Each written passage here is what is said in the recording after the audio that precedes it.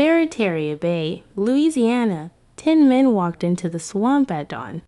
None of them knew what was waiting. Captain Josiah Blackwell stood at the edge of the dark water near Zhang Lefet's old territory. He had been catching runaway slaves for years. He had caught over 200 runaways in Louisiana, Mississippi, and Alabama. He had never failed, not on. See, behind him stood 9 men, professional slave catchers. Each one had skills Blackwell needed for this hunt. James Cutler was the tracker, thin and quiet. He could follow tracks over bare rock. He Choctaw Indians had taught him when he was young. He charged $50 per hunt, more than most men made in months. Marcus Flynn was the muscle. His arms were thick as tree trunks. A scar ran from his left elbow to his wrist where a runaway had cut him with a broken bottle. Flynn had strangled that man with his bare hands. He carried a bowie knife and a cool army revolver. William Hayes was he youngest, blonde hair, eager to prove himself. His father and grandfather had been slave catchers. He wanted to be better than both of them. He carried a Springfield rifle. Samuel Crawford knew med, ice and ropes. His brother had been in army surgeon before dying of fever. Crawford could stitch wounds and set broken bones. He also knew many different knots. Before we dive deeper into this arc and twisted story, don't forget to subscribe to the channel and tell me in the comments what city are you watching from. Now let's continue. Thomas Bridger came from Kentucky for this job. He had tracked men and animals for years. He never gave up a chase. Once he followed a runaway for weeks through Tennessee and Kentucky before catching him. He carried a Sharps rifle. Daniel Reeves and Peter Mills were brothers-in-law. They had worked together for years. Reeves was careful and smart. Mills was quick and had good instincts. Both had wives and children in New Orleans. Jacob Walsh was the oldest except for Blackwell. He had been an overseer on a plantation in Natchez, Mississippi. They fired him for being too brutal. Even for that job, he enjoyed hurting people. He carried a bullwhip and 2 pistols. The bounty for this hunt was gold. Colonel Marcus Ashford of the Magnolia Bend plantation was paying. The plantation was south of Baton Rouge, right on the Mississippi River. Blackwell looked at his men. Listen up, the runaway's name is Elijah. Field hand, he ran. We got his trail going into the Baritaria wetlands. 1 man, no weapons, no food, no shoes. We'll have him. Then we collect our money and drink whiskey in Baton Rouge. The men nodded. This seemed easy. They had done this many times before. What Blackwell did not know was that Elijah H. had been planning this for months. Every detail, every trap, every step, and he was not running away. He was bringing them to him. The Magnolia Bend plantation had acres of cotton. Colonel Ashford owned slaves. Elijah had worked in those fields since he was a child. Years of cotton, years of watching overseers beat people, years of slavery. But Elijah was different. An abolitionist preacher named Jeremiah Wells had taught him to read before the war. Wells was caught and hanged, but Elijah remembered everything the man taught him. For years, Elijah had studied the Baritaria swamps, every sea, Hanno, every island, every dangerous spot. Old slaves who had worked in the swamps cutting cypress trees taught him. They showed him where alligators nested, where quicksand waited, where water moccasins lived, which paths were safe, and which would kill you. Months ago, the overseer Silas Gentry had Elijah whipped. Lashed that tore the skin off his back. The real reason was Th. And Elijah had stopped Gentry from raping a girl named Sarah that night. With his back bleeding, Elijah decided something. He would not just escape. He would destroy the men who came after him for Mo. Hence, he prepared. He left clues that he was planning to run, a rope hidden where it would be found, whispered conversations that were overheard, questions about boats and rivers. He made Colonel Ashford and D. Gentry think they were discovering his plans. He made them feel smart. When he ran, he left an easy trail. Deep footprints in mud, broken branches, a piece of his shirt torn and stuck on. A bush he wanted them to follow. He wanted them. Confident, Colonel Ashford sent word to Baton Rouge and New Orleans. By morning, Blackwell had his crew, 10 of the best hunters in Louisiana. They entered the swamp at dawn. They were deep into the wetlands. Cypress trees as thick as wagon wheels rose from dark water. Spanish moss hung like gray hair. Mosquitoes swarmed in clouds. The air smelled like rot. Cutler knelt by a footprint in the mud. He studied it for a long time. Then he stood up and walked to Blackwell. "Captain, something's wrong," Cutler said quietly. "These tracks are too perfect, too spaced. No signs of running or panic, and we crossed our own path twice." "He's leading us in circles." Blackwell waved his hand. "No, he's tired and scared. Slaves aren't. He's smart enough for tricks. Keep moving." Cutler wanted to argue, but he knew Blackwell would not listen, so he kept tracking. William Hayes walked ahead of the group. He wanted to be first, wanted to prove himself. He stepped on what looked like solid ground covered with leaves. The ground collapsed under him. Hayes fell through into a pit deep. Sharpened wooden stakes drove up through his right leg and into his stomach. The stakes had been fire, hardened until they were as hard as steel. They had been smeared with animal waste so the wounds would get infected. Hayes screamed. The sound echoed across the swamp for miles. Blackwell shouted, "Trap! Everyone stop! Don't move!" But panic had already hit the group. Men froze. They looked at the ground around them, suddenly afraid to take another step. It took time to pull Hayes off the stakes. He screamed the whole time. Each stake that came out brought fresh blood. Crawford tried to help, but the wounds were too bad. The stake tea hurt his stomach, had torn his guts open. Worse, the poison from the animal waste was already in his blood. Hayes burned with fever. His body shook. In minutes, he was dead. His last words were calling for his mother. Marcus Flynn looked at the others. His hand shook as he held his rifle. "That bastard is hunting us. We need to go back." Blackwell's voice came out loud, but it sh. "Ook. No. We're still 9 against 1. One lucky trap. That's all. We keep going, but we watch every step." The men looked at Blackwell and saw fear in his eyes. That scared them more than the TRAP. From a platform up in a cypress tree, Elijah watched. He had built the platform months ago. It was invisible from below. He saw Hayes die.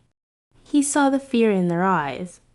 Good. For months, Elijah had prepared this ground. He had built platforms in trees all through the swamp. He had memorized every path and channel.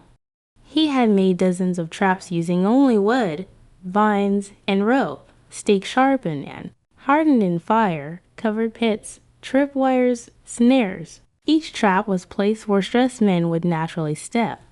He had studied how predators hunt, how they separate the weak from the group, how they use fear to break their prey down. Elijah was not prey anymore. He was the hunter.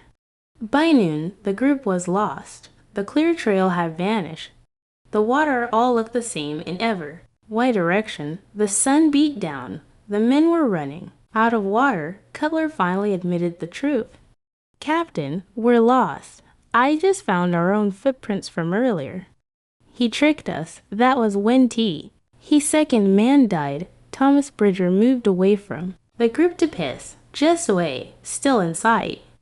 They heard a choked cry, then silence. When they got to him, Bridger was sinking into quicksand, already waist deep. But worse, a vine was wrapped around his neck, pulling him down. The vine was tied to something under the surface. Bridger fought. Every movement made him sink faster. "Help me, God, please." His hands clawed at the vine. His eyes were wide with terror. Flynn reached out with a long branch, but Bridger was too far away. The quicksand pulled him down fast. It reached his chin, then his mouth, then his nose. They watched his eyes go under. Bubbles came up for a few seconds, then nothing. The quicksand was still like nothing had happened. Blackwell counted. We're still 8 against 1. But he knew the truth now. Numbers did not matter anymore. By afternoon, the men were done.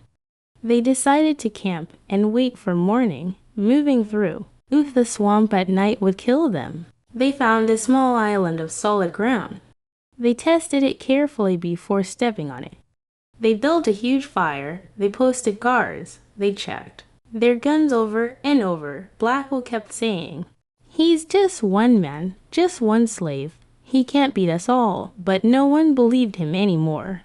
The men sat close to the fire, too close. Eve.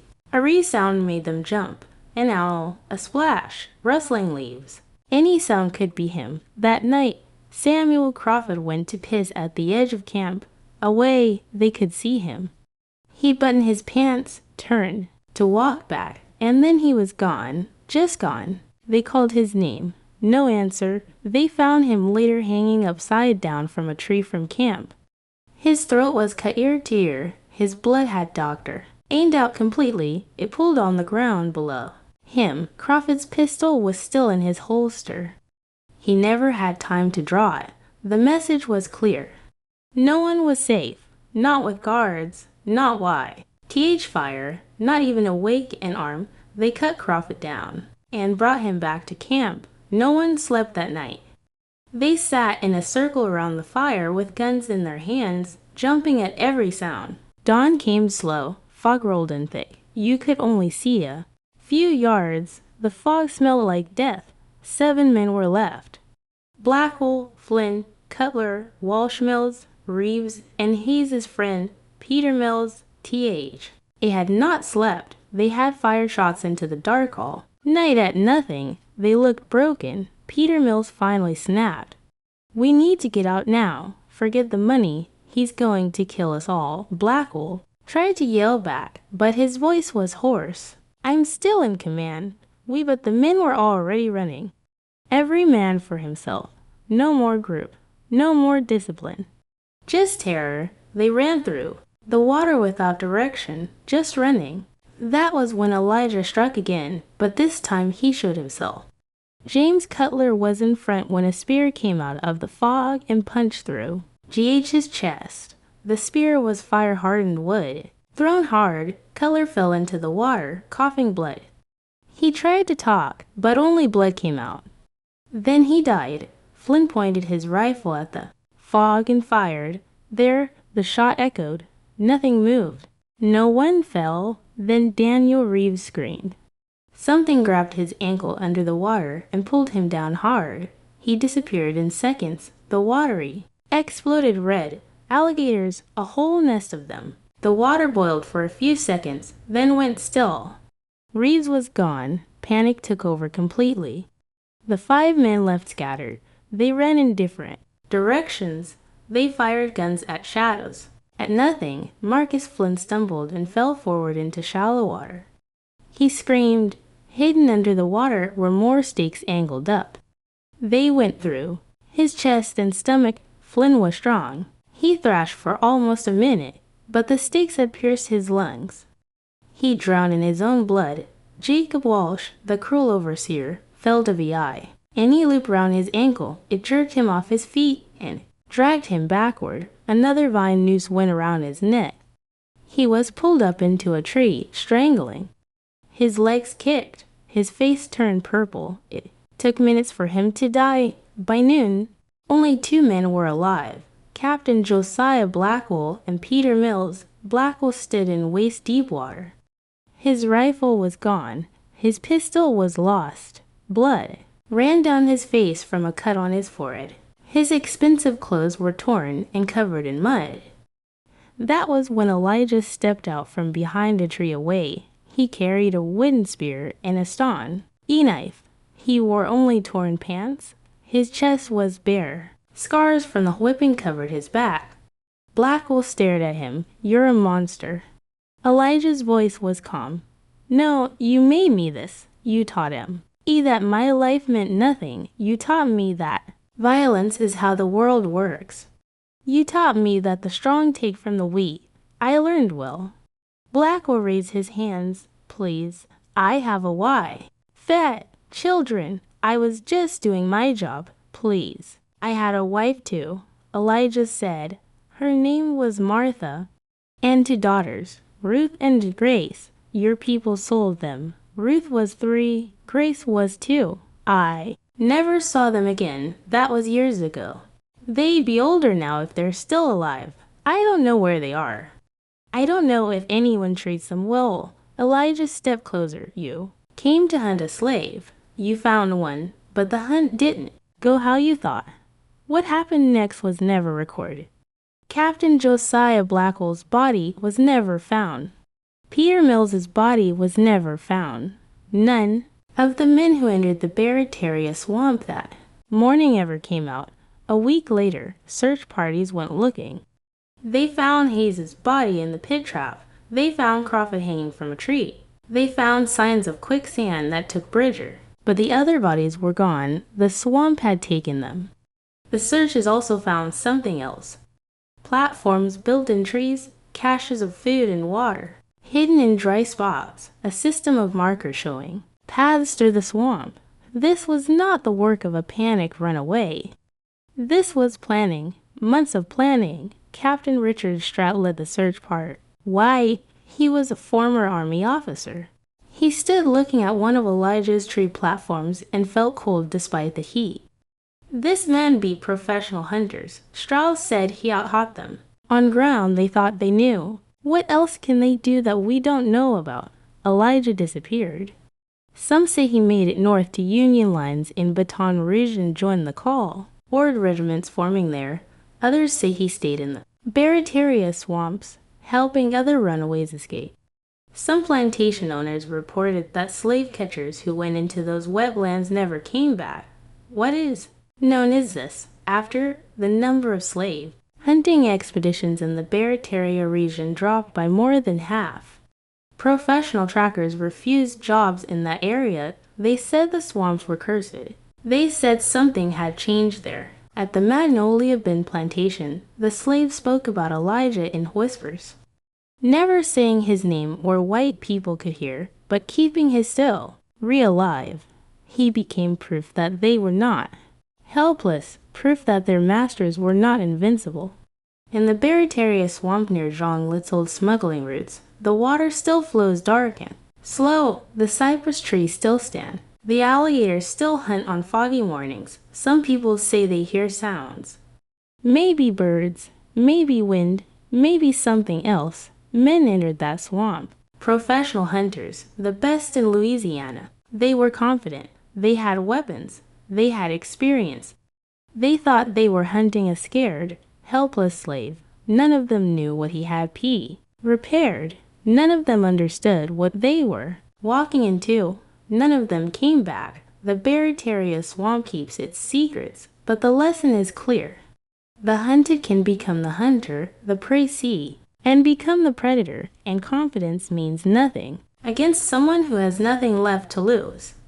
The survivors reached Magnolia Bend plantation that night. They stumbled out of the swamp like ghosts. The ear clothes were torn, their faces were covered in mosquito bites and scratches. Their eyes were empty. The plantation workers saw them first. Word spread quickly. The slave catchers were back, but only of them. Colonel Ashford came out of the main house with a lantern. He looked at Blackwell, Cutler, and Mills. Where are the others? Dead, Blackwell said. His voice was flat, empty. Lyon's dead, and the runaway. Did you get him? No. The colonel's face went red. You're telling me professional hunters couldn't catch one slave? I paid. He killed 7 men. Blackwell interrupted. He set traps.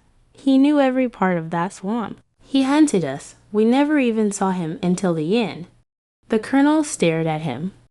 That's impossible. Slaves don't. He did. Blackwell looked at the sea, alone with empty eyes. He planned it for months. Every trap, every move. He's not an animal, Colonel. He's a man, and he's smarter than any of us gave him credit for. The colonel looked at the other 2 men. They both nodded. We're done. Cutler said, "Find someone else if you want to go back in there. We're not going." The men collected their horses and rode away that night. They did not wait for payment. They just wanted to get as far from the Baritaria swamp as possible.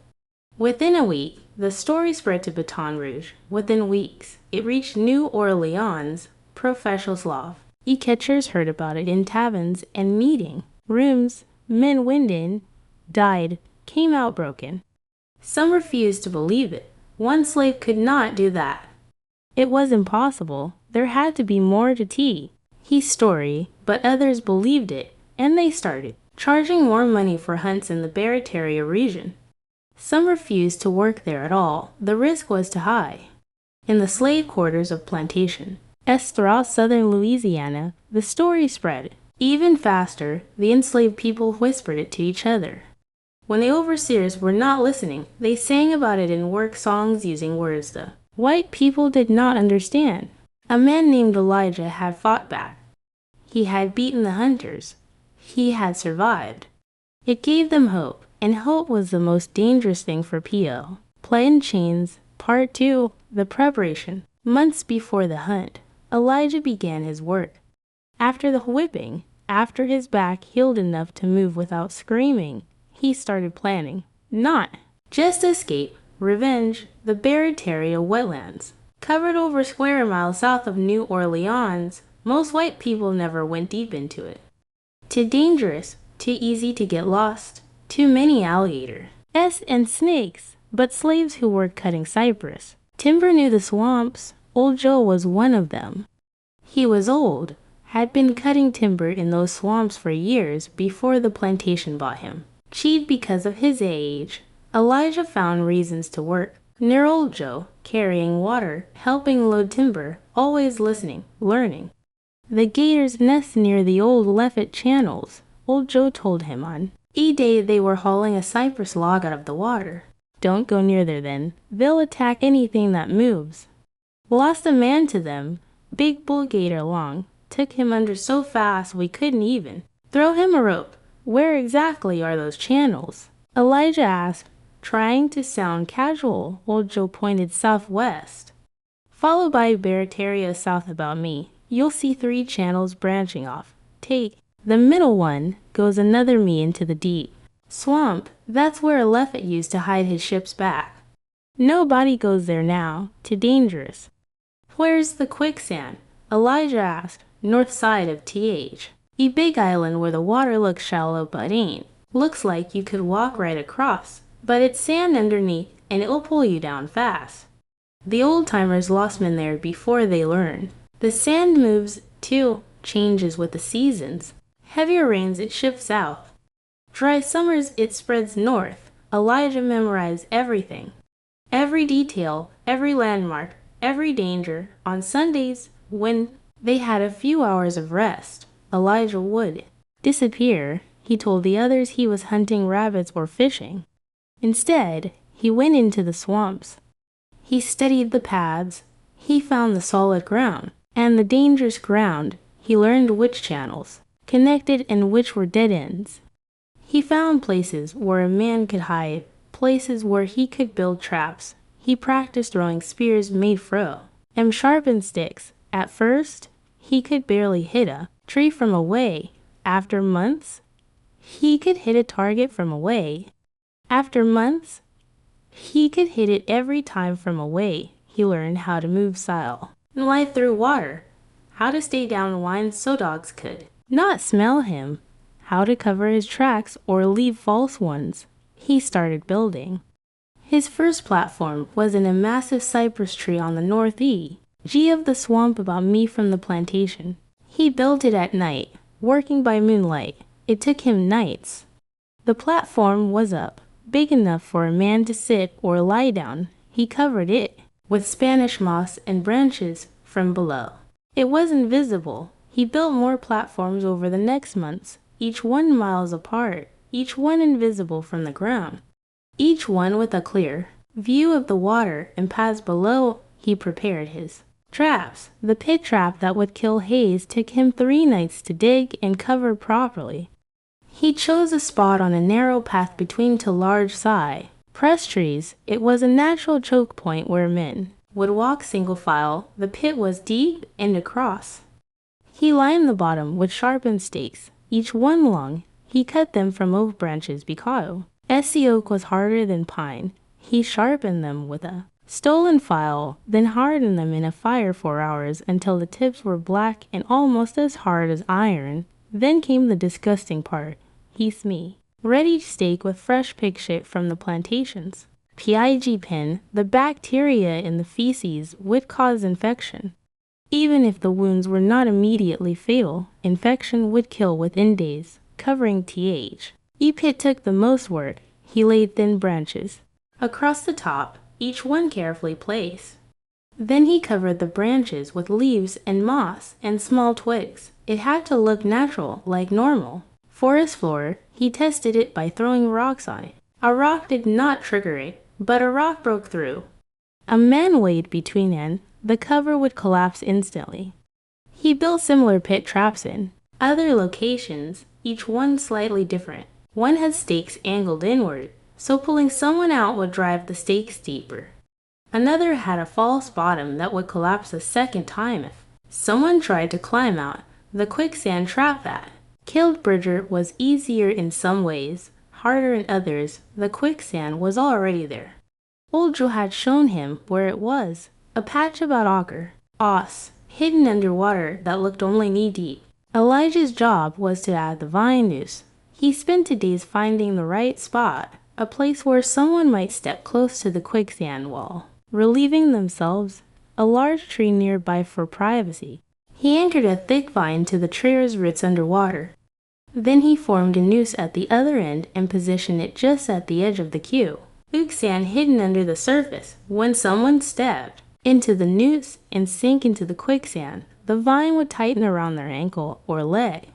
It would pull them toward the deeper part of the queue. Quicksand, they would sink faster, and the noose would prevent them from swimming or climbing out. He tested it with a dead pig he found in the woods, tied the pig's leg in the noose, and pushed it into the quicksand. The pig sank in less than minutes, completely submerged. No trace left except bubbles. Perfect.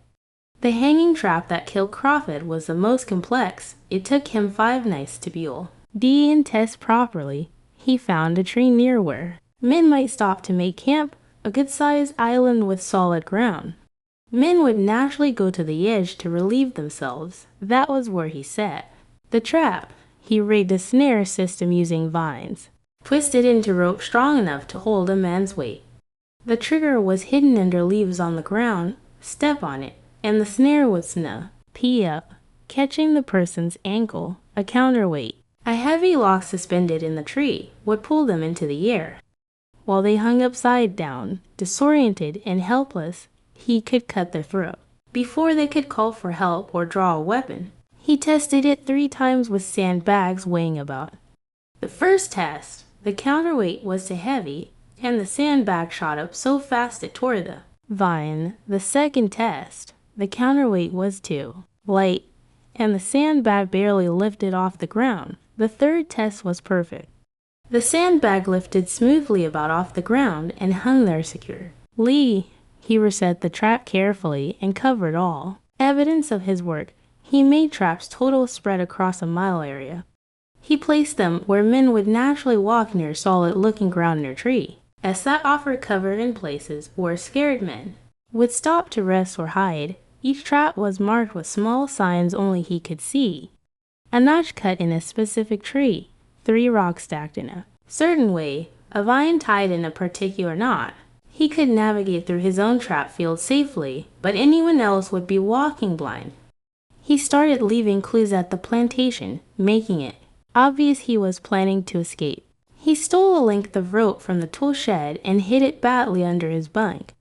He knew the overseer searched the slave quarters every Monday morning. They found it the next week. He talked about the Mississippi River within hearing of slaves he knew reported everything to gentry. Slaves who thought they could earn favor or better treatment by being informants. If a man could get to a boat, he could float all the way to New Orleans. Union Army controls the city now. They protect or run away. Give him a rifle and let him fight. He asked questions about where the old smuggler Zhang left it. Used to have his hideouts in Baritaria. They say Leffit had 100 men hiding in those swamps for years. The authorities sent dozens of expeditions to find him. Never did. Those swamps protected him, could protect anyone who knew them well enough. All of this got back to Gentry and Colonel Ashford. They started watching Elijah closer. They, though, thought they were clever, thought they were one step ahead of him, thought they were going to catch him in the act of escaping. That was exactly what Elijah wanted them to think. Elijah made his Fina, L preparations. He cached supplies in each of his platforms, dried fish wrapped in canvas to keep it dry. Small ceramic jugs of fresh water sealed with wax, extra rope quilled and ready, the knife he had stolen from the tool shed, sharpened on river stones until it could cut rope with one stroke. He prepared his spears, hardwood sticks long, as straight as he could find. He sharpened them with his stolen knife, then hardened them in carefully controlled fires. Too much heat, and they would char and become brittle. Not enough heat, and they would not harden properly. He learned the technique through trial and error, burning several spears before he got it right. The tips became almost as hard as metal when done properly. He made spears total and hid them in high platforms, to spears in each of platforms, one spear in the other. He also prepared throwing stones, smooth river rocks about the size of his fist. He practiced throwing them for accuracy. Well-thrown rock could crack a skull or break an arm. He cached stones in each platform.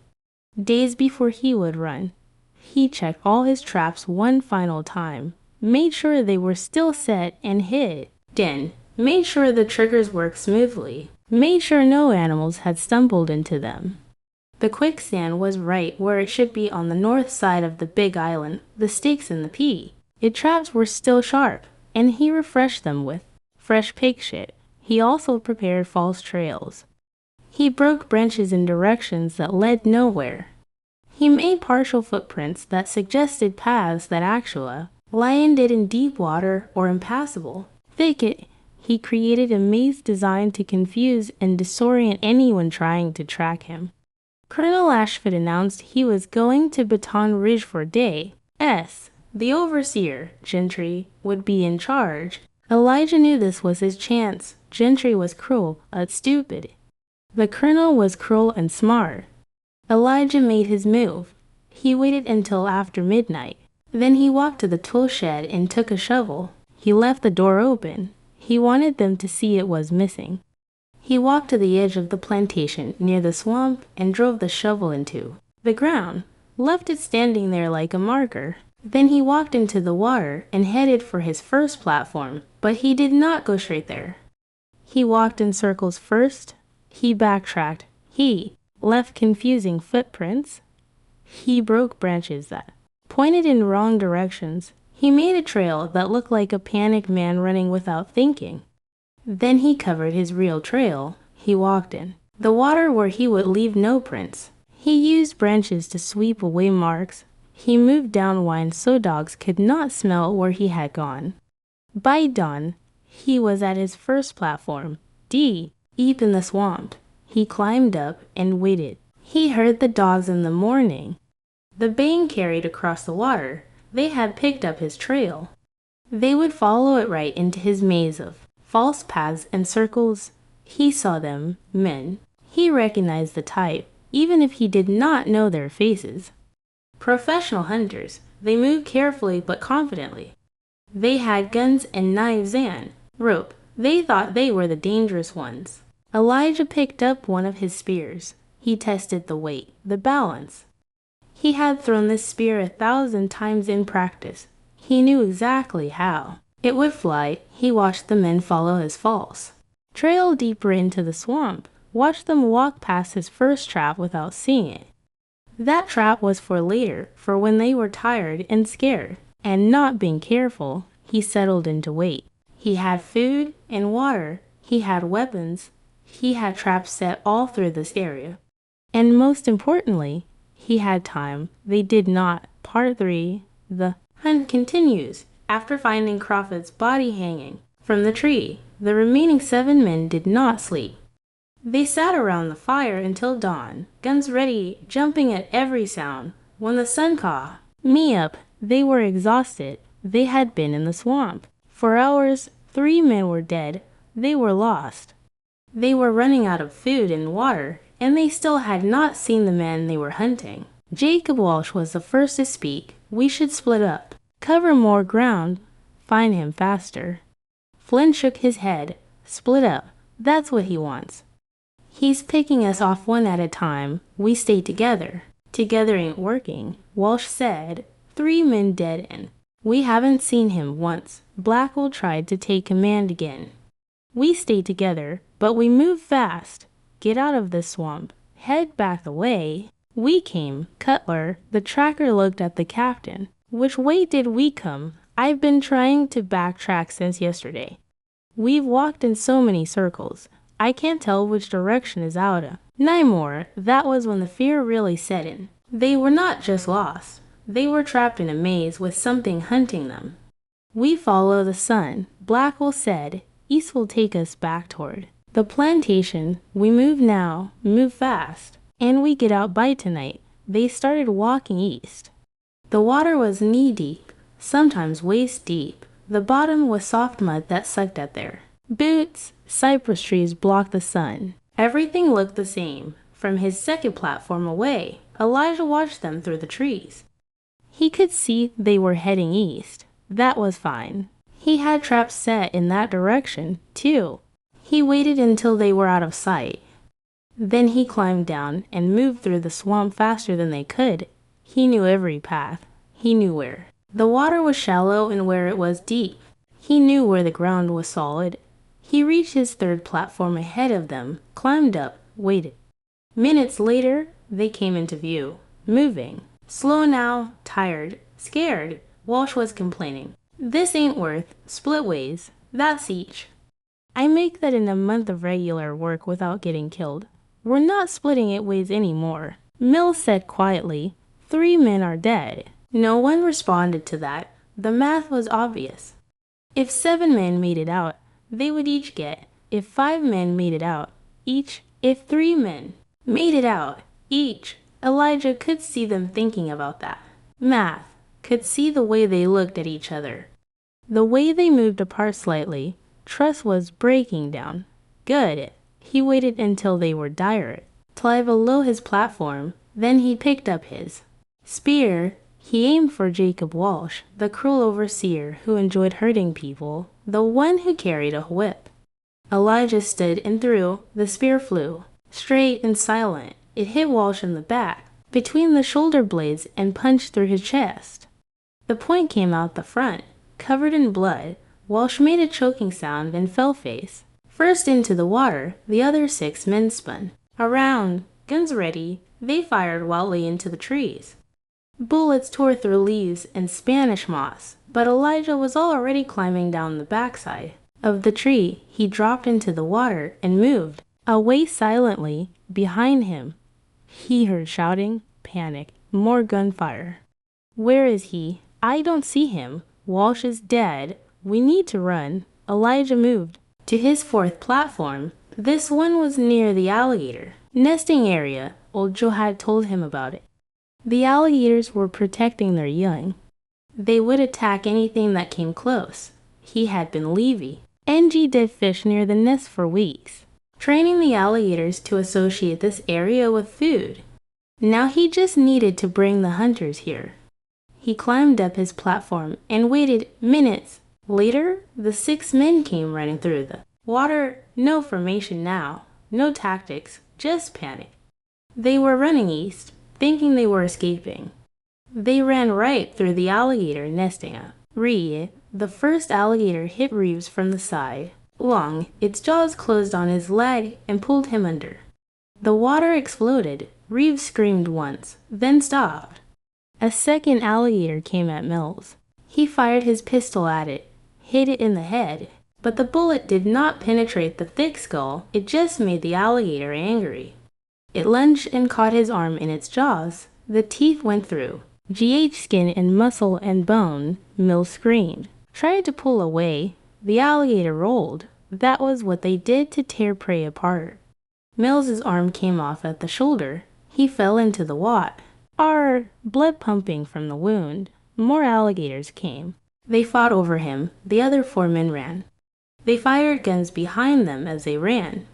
They did not look where they were going. Flynn stepped on one of Elijah's trip wires. A bent sapling released. A log studded with sharpened stakes swung out of the bushes and hit him in the chest. The stakes went through his ribs. Flynn was thrown backward into the water. He did not get up. 3 men left. Now Blackwell, Cutler, and young Peter Mills, they kept running. They crashed through the water without thinking, just running anywhere that W, as away from the alligators and the traps and the death. They ran 4 minutes before they stopped. They collapsed on a small island of solid ground, gasping for air. Cutler threw up. Peter Mills was crying. Blackwell just stared at nothing, his eyes empty. 7 men, Blackwell said. See 7 men dead in less than days. We need to surrender, Peter Mills said. Call out to him. Tell him we're sorry. Tell him we'll leave and never come back. Cutler shook his head. He won't let us go. We came to hunt him, to drag him back in chains, to watch him be whipped or hanged. He's not going to just let us walk away. Then what do we do? Mills asked. No one had an answer. From his 5th platform away, Elijah watched them. 3 men left. They were broken, exhausted, terrified. I'll kill them now. All 3. He had the spears. He had the traps. They were too tired to fight back, but he waited. He wanted them to understand, really understand what it felt like to be hunted, to be helpless, to know death was coming and there was nothing you could do to stop it. He wanted them to feel what he had felt for years, what every slave felt every day of their lives. So he waited. He let them rest. Let them drink the last of their water. Let them check their guns and realize they were almost out of ammunition. Let them look at the sun and realize it was already afternoon, and they were still lost. Let them sit in the fear. An hour passed. The 3 men did not move. They just sat on the small island, too afraid to go back into the water, too afraid to move at all. Finally, Blackwell stood up. We can't stay here. We'll die of thirst if we don't move. We need to find water we can drink, and we need to keep heading east. How do you know which way is east? Cutler asked. The trees block the sun. Everything looks the same, Blackwell pointed. Moss grows thicker on the north side of trees. That means south is behind us. East is that way. It was a reasonable plan, but Elijah knew something Blackwell did not. The moss in this swamp grew thick on all sides of the trees because the humidity was so high. It was not a reliable guide. The 3 men walked into the water and headed in the direction Blackwell thought was east. It was actually southeast. It would take them deeper into the swamp, not out of it. Elijah followed them from his platforms.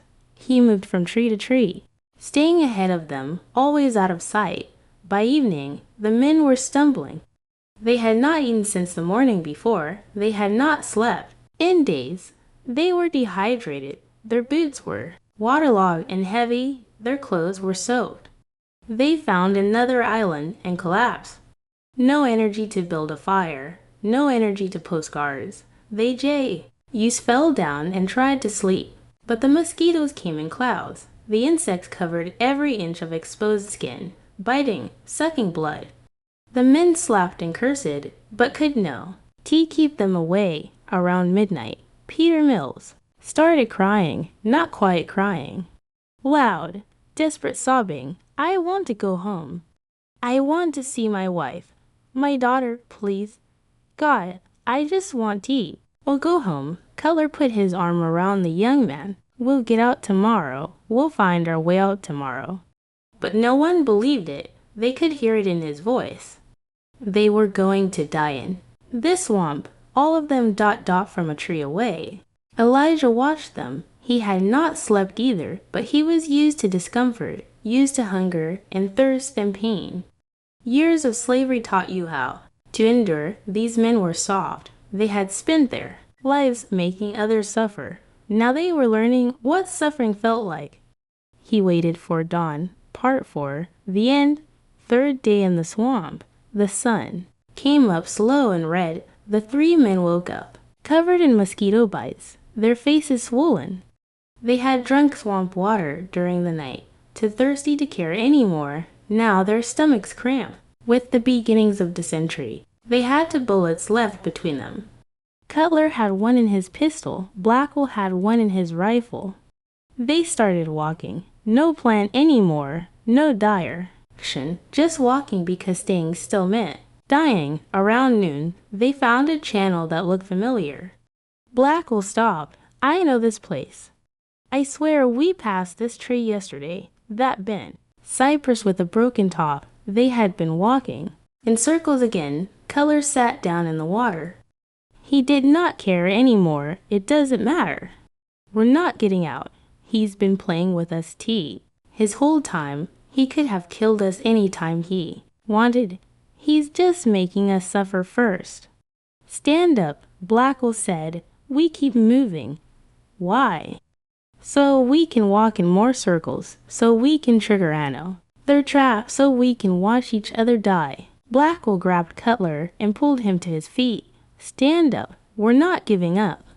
But they had already given up. All 3 of them knew it.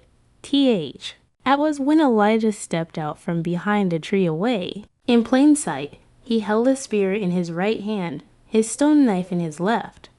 He was thin from weeks in the swamp, but his eyes were clear, and focused. The 3 men stared at him. After days of hunting, here he was, finally visible. Blackwell raised his rifle, aimed at Elijah's chest. His hand shook.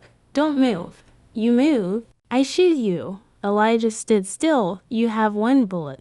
Maybe you hit me. Maybe you don't. Your hand is shaking. You're exhausted, dehydrated. You haven't slept in days. He spoke calmly like he was discussing the weather. But say you hit me. Say you kill me. You're still lost. You still don't know how to get out. You'll die in this swamp just like your friends. Blackwell kept the rifle aimed at Elijah. We'll find our way out. No, you won't. This swamp is square miles. You've been walking in circles for days. You're miles from where you started. The only person who knows how to get out is me. Peter Mills spoke up, his voice desperate. Then show us. Please show us the way out, and we'll leave. We'll never come back. We'll tell everyone to leave you alone. Just please show us the way out. Elijah looked at the young man. How old are you? You have family, a wife, a baby daughter. She's months old. Elijah nodded slowly. I had a family, too. Wife, named Martha, 2 daughters, Ruth and Grace. They were 3 and 2 when the colonel sold them. That was years ago. I never saw them again. Don't know where they are. Don't know if they re-alive. Don't know if anyone is kind to them, or if they're suffering. He stepped closer. Blackwell kept the rifle on him, but did not shoot. You came into this swamp to hunt me like an animal, too. Drag me back in chains, to watch me be tortured as an example to other slaves. You came to remind me that I'm property, that my life doesn't matter, that I exist only to make white men rich. Another step closer. I spent months planning this. Months learning this swamp, building platforms, setting traps, preparing. I left you a trail that you followed exactly like I knew you would. I led you in circles until you were lost. I killed your friends one by one, and you never saw me coming. Never even knew where I was. He was away now. Close enough that Blackwell could in. Oh, Timus, if he fired. I did all this to teach you something, to show you that we're not animals. We're not property. We're people. We think. We plan. We feel pain and fear and anger. We want F. Read 'em just like you do. And when you try to take that from us, some of us will fight back. Blackwell's finger tightened on the trigger. Last chance, step back or I shoot. Go ahead, Elijah said. Shoo. Teamy, use your one bullet.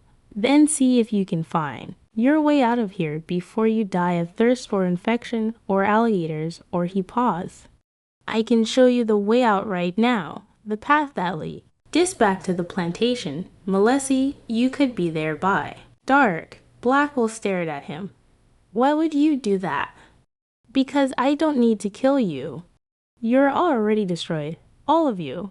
Look at yourselves. You came in here thinking you were the hunters. The dangerous ones. The strong ones. Now you're broken. You're crying. You're ready to beg a slave to save your lives? He pointed east. That's the way out. Follow that channel for miles. When you see a lightning struck tree on the right, turn north. Follow that for 3 more miles. You'll see the plantation fields. Cutler stood up. You're really letting us go. I'm giving you a choice. You can try to kill me and die in this swamp, or you can leave and live. But if you leave, you have to tell everyone what happened. Here, you have to tell them that men came to hunt one slave, and if them died, you have to tell them that we're not helpless, that we can fight back, that we're not afraid anymore. Peter Mills was Alara, odd walking toward the channel Elijah had pointed to. He looked back at the others. I'm going home to my wife and daughter. Cutler followed him. Blackwell stood there with his rifle still, aimed at Elijah. They looked at each other for a long moment. Finally, Blackwell lowered the rifle. What's your name? Elijah. Elijah. I'll remember this. I'll remember you. Good. Remember me. Remember H. How it felt to be hunted. Remember how it felt to be helpless. Remember that feeling every time you look at a slave. Remember that we're human just like you. Blackwell turned and followed Cutler and Mill toward the channel. Elijah watched them go. He stood there until they were out of sight. Then he climbed back up into his platform. He did not follow them. He let them go. 3 men would make it out of the swamp that evening. They would reach Magnolia Bend Plantation after dark, half dead from exhaustion and fear. They would tell their story about the 7 men who died, about the traps, about the slave who outhunted the hunters. The story would spread. Other slave catchers would hear it. Some would refuse to work in the Baritaria region. Some would refuse to hunt Renah. Ways at all, the price for catching runaways would go up because the work was more dangerous now. And slaves on plantations throughout Louisiana would hear the story, too. They would hear about Elijah, about the man who fought back and won, about the man who survived. It would give them hope. And hope was dangerous for slaveholders. But that would all come later. For now, Elijah sat on his platform and ate some dried fish. He drank water from one of his jugs. He cleaned his stone knife. And he thought about Martha and Ruth and Grace wherever they were. He hoped they were alive. He hoped they were safe. He hoped they knew he was thinking about them. He stayed in the swamp for weeks after the hunt ended, living in his platforms, eating fish he caught, and small animals he trapped, drinking water from the caches he had prepared. He thought about going back to the plantation, thought about freeing the other slaves, but he knew it would not work. They had families, children, old people who could not run. If they all escaped, the colonel would send the army after them. Most would be caught and killed. Better to join the Union Army, get TR, and get armed, come back as a soldier. Not a fugitive. Union Army patrols reached the area west of Baton Rouge. The 1st Louisiana Native Guard was recruiting. It was one of the first of official-colored regiments made up of free men of color from New Orleans and escaped slaves from plantations. Elijah made his way to them carefully. He approached their camp at dawn, hands raised so they could see he was not armed. The sentries nearly shot him before he could explain who he was. I'm a runaway from Magnolia Bend Plantation, he told the lieutenant in charge. I want to enlist. I can shoot. I can track, and I know every swamp and bayou in this region." The lieutenant, a white man from Massachusetts named David Clark, looked him up and down. "You're the one who killed those slave catchers." Word had spread fast. Everyone had heard the story. 7 of them, Elijah said. 3 got away. Lieutenant Clark smiled. "The Army can use a manly. KU, welcome to the 1st Louisiana Native Guard." Elijah enlisted that day. He was given a uniform, a rifle, and rounds of ammunition. He was given boots that actually fit and food that was in OT rotten. He was given a wage of $1 per month, less than white soldiers received, but more than he had ever been paid in his life. He learned to march in formation. He learned military tactics. He learned how to fight as part of a unit rather than alone. He fought in battles at Port Hudson, where his regiment charged Confederate fortifications and suffered terrible casualties, but proved that colored soldiers would fight just as bravely as white soldiers. He fought at Milliken's Bend, where his regiment held off a Confederate attack long enough for Union reinforcements to arrive. He survived battles that killed thousands. He survived diseases that swept through the camps. He survived years of war. When the war ended with Lee's surrender, Elijah was years old. He had been free for less than years, but it felt like a lifetime. He spent the next year searching for Martha and his daughters. He traveled to plantations throughout Louisiana, Mississippi, Alabama, and Virginia. He checked sale records wherever he could find them. He talked to freed slaves who might have known them or heard about them. He never found them. The records were incomplete or destroyed. Any slaves had been sold multiple times. Their names changed, their histories lost. Martha could have been anywhere. Ruth and Grace could have been anywhere. He kept searching until he died in a small house in Baton Rouge. The cause of death was listed as lung fever, probably pneumonia. He was buried in a cemetery for colored veterans. His grave marked with a simple wooden cross. The Baritaria swamp is still there. Today, over years later, the cypress trees still stand, some of them the same trees that were there. The channels still flow, the alligators still hunt, the mosquitoes still swarm. Nothing has changed, and yet everything has changed. The platforms Elijah built are long gone, rotted away or fallen in storms. The traps have collapsed, returned to the earth. The paths he memorized have shifted as the swamp constantly reshapes itself. But locals still tell stories about that time, about the slave who killed hundreds in days. About the traps that were so well hidden, nobody saw them until it was too late. About the man who turned the hunt around and became the hunter instead of the prey. In a team of historians and archaeologists went into the Baritaria swamp, looking for evidence of Elijah's traps and platforms. They used old maps and documents. They searched for weeks. They found nothing physical. The swamp had reclaimed everything, but they talked to local people who had heard the stories passed down through generations. Stories that had remained remarkably consistent over years. The historians concluded that the story was substantially true. A slave named Elijah had killed multiple slave catchers in the Baritaria swamp. The details might have been exaggerated in the retelling, but the core events had happened. One historian, Dr. Sarah Mitchell from Tane University, wrote in her report, "Elijah's story represents a rare documented case of sophisticated armed resistance by an enslaved person.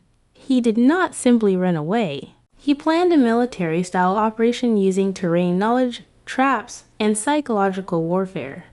He demonstrated intelligence, patience, and tactical thinking, that contradicts every stereotype of enslaved people that existed. His story deserves to be better known, but it remains mostly forgotten. There are no monuments to Elijah, no museums, no historical markers, just stories told by locals in southern Louisiana, and a brief mention in a few academic papers that almost no one reads. On foggy mornings in the Baritaria swamp, when the mist rises from the water and everything is gray and dreamlike, some people say they hear sounds. Sounds that might be birds calling, might be wind through the cypress trees, might be something else. The old people, the ones who have lived near the swamp their whole lives, know better than to go deep into those wetlands alone. They know the stories. They know what happened there. They know that men went into the swamp to hunt a runaway slave, named Elijah, professional hunters, the best in Louisiana. Men who had caught hundreds of runaways before, men who were confident this would be easy. Only of them died in days, killed by traps they never saw coming, killed by a man they never saw until it was too late. Killed by someone they thought was less than human, someone they thought as property, someone they thought could not possibly outthink or outfight them. 3 men survived and made it out, but they were broken. They never hunted runaway slaves again. They told their story to anyone who would listen, and the story spread like wildfire through the networks of slave catchers and bounty hunters across the South.